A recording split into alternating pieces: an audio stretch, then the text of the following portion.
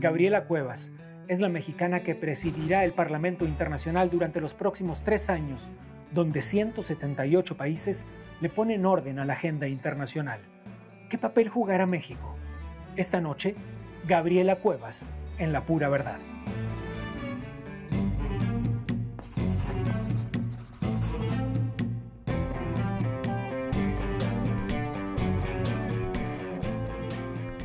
Existe un Parlamento Internacional que está conformado por 178 países, de los que, la verdad, la gente tiene poca idea de la existencia de este organismo. Y resulta, nada menos, que México lo presidirá durante los próximos 3 años, hasta octubre del 2020, y que tú eres la presidenta por segunda vez en la historia, una mujer en 130 años, ¿no? Así es, digamos, como antecedentes, los legisladores del mundo, y por supuesto los mexicanos formamos parte de eso, participamos en foros o asambleas de carácter parlamentario. La institución multilateral más antigua que existe es la Unión Interparlamentaria, es hasta más antigua que la ONU. Sí. Entonces, tiene 128 años de haber sido creada, tiene 178 países como miembros y desde apenas el mes de octubre, sí, soy yo la presidenta. Fue una campaña muy intensa, muy dedicada, apoyada por la Secretaría de Relaciones Exteriores, por el Senado, por la Cámara de Diputados. Creo que eso tuvo mucho que ver, que fue un proyecto que nos unió a los mexicanos independientemente de partidos. Y tú eres una senadora panista. Así haciendo, y eso también fue algo como que causó como mucha curiosidad en el mundo, que un gobierno de un partido apoyara a una senadora de oposición. También fue uno de los mensajes como muy recurrentes para decir, oye, bueno, pues en México sí están pasando cosas y se ponen de acuerdo. Muy bonito. Ahora explícanos para qué sirve. A ver, vamos a ponerlo en términos muy prácticos. Los legisladores, ¿qué hacemos? Leyes, hacemos también la implementación, todo el proceso de ratificación de los tratados internacionales, hacemos presupuestos, hacemos también un proceso de rendición de cuentas, es decir, tenemos que estarle preguntando a los gobiernos cómo van. Todas estas tareas pues dan una idea del poder real que deben tener los legisladores en todo el planeta. ¿Y existe una discusión sobre temas globales, una agenda global? Sí, por supuesto. Hay temas que le interesan a toda la organización. Están los temas, por ejemplo, de paz y seguridad, democracia y derechos humanos, desarrollo sostenible, cambio climático. Entraré más en, digamos, como en esta agenda de paz y seguridad. Está también, y es un tema muy importante que a veces pudiera sorprendernos, los derechos humanos de los parlamentarios. Hay, nada más para darnos una idea, en nuestra región, en América Latina y el Caribe, hay 155 casos de legisladores que están siendo perseguidos o que tienen algún tipo de violación a derechos humanos. Aquí podemos hablar principalmente en nuestra región, es el caso de Venezuela. Entonces, es una agenda muy amplia. Estamos también abordando, por ejemplo, la agenda de género, la de juventud. Creo que en el tema de juventud va a ser uno de los temas más importantes durante mi gestión, porque soy la presidenta más joven también en la historia de esta organización. En esta agenda global que tú dices, una agenda de acuerdos hasta 2030, ¿cuáles son las cosas que hay que ajustar? Bueno, en la Agenda de Desarrollo 2030 ya están planteados todos los objetivos por Naciones Unidas. Una cosa es que lo plantea la ONU y van los gobiernos y lo firman, y otra cosa es cómo lo trasladas para que realmente esos objetivos se cumplan y le sirvan a la gente. Y ahí es donde los legisladores somos importantes.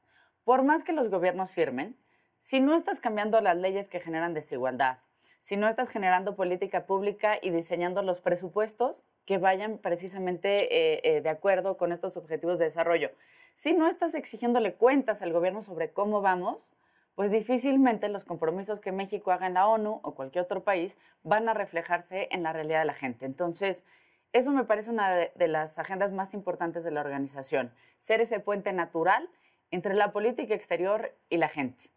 También me parece muy importante y debe ser parte de nuestra agenda es cómo logramos ser mejores legisladores. Tenemos que lograr que la Unión Interparlamentaria sea la organización más transparente, más incluyente, mejor comunicada y que logre replicar esos nuevos modelos políticos en todos los países. Por ejemplo, hoy la gente se quiere comunicar con sus políticos por redes sociales, para dar únicamente un ejemplo. ¿Cómo logramos que los legisladores del mundo sepamos usar mejor las redes sociales para estar cerca de la gente? Antes que eso, ¿cómo logramos que los legisladores que tenemos sean los que debemos tener? Tenemos varios casos, puedo dar nombres, ahí está Carmen Salinas, y lo digo digo, con absoluta responsabilidad, y es mi opinión personal, pero uno se pregunta por qué Carmen Salinas está en el Congreso de la Nación. Y es una pregunta que puede trascender a nivel internacional. ¿Todos los legisladores del mundo tienen la preparación que deberían? Ahí hay dos partes de la respuesta. Uno, ¿por qué tenemos a ciertos legisladores? Porque votan por ellos. Al final, a veces los ciudadanos no nos damos cuenta que nuestro voto importa. Esa es una parte. Ahí juega eso que dices, yo voto por determinado partido, y es como entran los plurinominales. Por supuesto, ¿no? pero es una decisión ciudadana. O sea, sí, esos votos no los hacen los partidos. Por la razón que sea, la gente los emite. Sí. Y la segunda parte tiene que ver con cómo como legisladores vamos mejorando nuestras propias capacidades. Y ahí esa sí fue una de las promesas de campaña con los legisladores del mundo, generar todo un programa de construcción de capacidades. ¿Cómo va a ser esto? Pues evidentemente los legisladores no es que puedan dejar de ir a sesionar o puedan faltar un mes. La idea es construir, a través de una muy buena plataforma tecnológica, cursos en línea. Muchas universidades del mundo tienen programas de administración pública, de derecho internacional, de derechos humanos. Así que vamos a construir todo un programa de capacitación. Desde lo más práctico, campañas, comunicación, redes sociales, tecnologías, pero también, insisto, derecho internacional, derechos humanos. Creo que hay grandes retos hoy en el planeta y que los legisladores del mundo tenemos que meternos. El gran reto está, me parece, uno, en la inclusión. No podemos seguir con el mundo desigual como lo tenemos. En México creo que es un espejo claro de desigualdad y que también está sucediendo en todo el planeta. Y la otra que me parece también muy importante es la agenda de movilidad humana. Hoy una de cada alrededor de 115 personas en el planeta es un migrante, es un desplazado o es un refugiado. A esas personas sí debe haber, por supuesto, la agenda de inclusión, pero también una agenda de emergencia. Ellos no pueden esperarse 15 años a ver si logramos cambiar al mundo. Dijiste una cosa que me llamó mucho la atención porque además me parece el paradigma de todos los males del mundo. Dijiste, el mundo cambia muy rápido y parece que los legisladores vamos mucho más lento que lo que nos demanda la sociedad. Y de verdad, lo digo en serio, parece el paradigma de los males, es decir, las personas que hemos elegido para que nos representen, para que hagan la normatividad de acuerdo a nuestras necesidades como población, a veces de manera localizada y a veces de manera global, parecen no ir a la velocidad de las necesidades. Pero es muy natural. O sea, tenemos que cambiar. No te defiendas, Gabriela. No, la verdad es que creo que soy de las que trata de cambiar todos los días y trato de aprender y me interesa mucho lo que está pasando en México y en el mundo. A ver, tenemos que aprender hasta redes sociales nuevas casi todos los días. ¿Qué es lo que pasa? A ver, el mundo cambia muy rápido. Diario hay inventos nuevos, está cambiando los mecanismos de producción. Hay mucha gente que se va a quedar sin empleo en esta cuarta revolución tecnológica. Y ahí tienes casos, voces como la de Trump, que dice es culpa de los migrantes. No, a ver, señor, no es culpa de los migrantes. Sí hay un problema serio donde la tecnología está desplazando a la mano de obra. Eso que acabas de decir me lleva a un tema, y es que Estados Unidos no forma parte del Parlamento Internacional. Exactamente. Ahorita entramos a eso, nada más. No me quiero ir por la tangente que pensaras esto de la defensiva, pero ¿por qué los legisladores nos tardamos tanto? Primero, porque necesitamos entrar y entender la inmediatez en la que está entrando el mundo.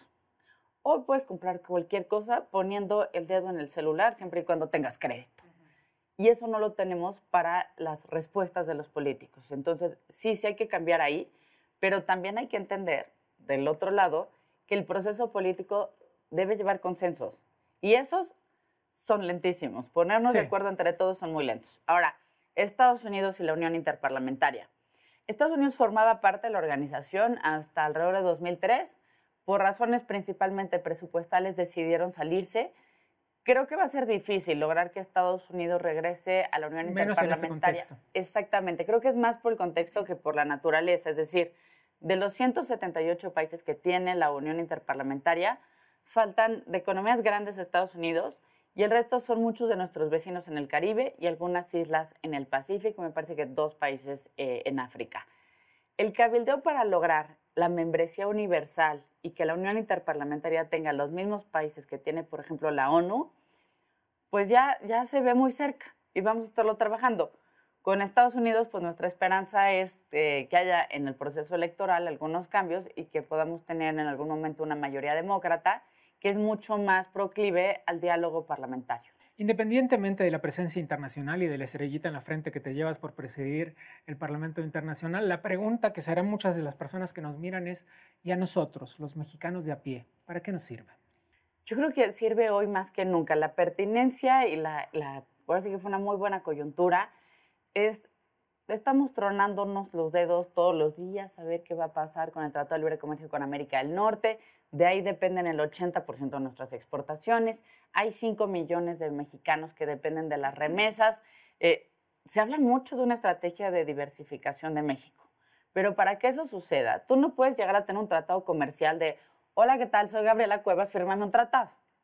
Tienes que hacer un trabajo político previo. Necesitas conocerte, necesitas diálogo, necesitas conocer a tus interlocutores, ver qué es lo que puedes intercambiar, cómo generar esquemas de cooperación, de intercambio tecnológico. Y ya que vas teniendo, digamos, la mesa puesta, entonces ya puedes empezar a tener negociaciones y puedes llegar a intercambios, por ejemplo, estudiantiles, puedes llegar a acuerdos comerciales, puedes tener acuerdos de protección de inversiones, pero necesitas las bases. Hoy México tiene 80 embajadas en el mundo.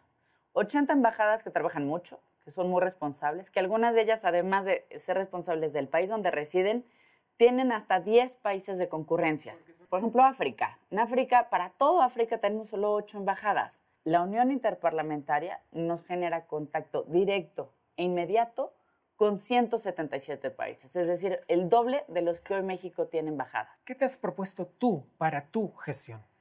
Primero, que la Unión Interparlamentaria se vuelva un gran ejemplo, que sea un ejemplo en temas de transparencia, de inclusión, de comunicación, de construir la Unión Interparlamentaria del siglo XXI.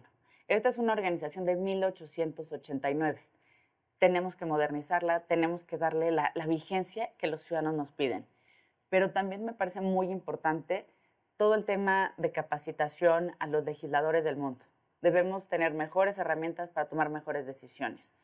Estar más cerca también de los parlamentos nacionales y lograr que haya más cooperación entre ellos. Es decir, por ejemplo, un país que se encuentra ahorita en guerra o en algún proceso de reconstrucción, ¿cómo puede un país con un desarrollo institucional mucho más amplio poder ayudar y asesorarlo? Es decir, generar estos vínculos. Sí. Y por último, presumir, que eso es muy importante. La Unión Interparlamentaria es observadora de la ONU. Hay un asiento ahí en la ONU.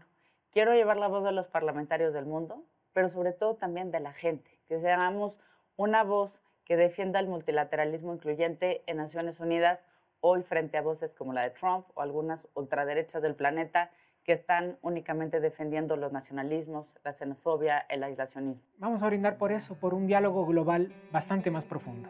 Salud, que así sea.